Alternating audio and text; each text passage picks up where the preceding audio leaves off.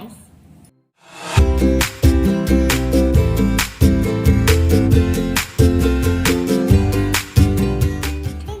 कितना अच्छा है किचन सेट। हम नमक देते हैं और ये यहाँ रख देते हैं। फिर ये गैस चालू हो गया। ये हम यहाँ रख देते हैं।